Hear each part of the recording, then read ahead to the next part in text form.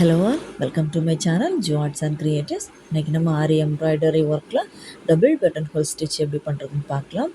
First 3 line draw பண்ணி start பண்ணலாம். நடுவில் இருக்க செகண்ட் லைன்லேருந்து ஃபர்ஸ்ட்டு ஒர்க்கை ஸ்டார்ட் பண்ணலாம்.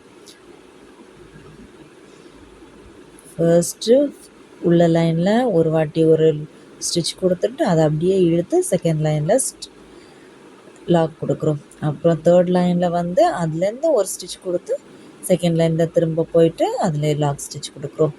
அப்புறம் பக்கத்தில் ஒரு ஸ்டிச் செகண்ட் லைனில், அதுக்கப்புறம் அதுலேருந்து ஃபர்ஸ்ட் லைனில் ஒரு ஸ்டிச், சென்டர் லைனில் வந்துட்டு ஒரு லாக் ஸ்டிச், அப்புறம் தேர்ட் லைனில் போயிட்டு ஒரு ஸ்டிச், செகண்ட் லைனில் வந்து ஒரு லாக் ஸ்டிச் கொடுத்து சைடில் திரும்ப ஒரு ஸ்டிச் கொடுக்குறோம்.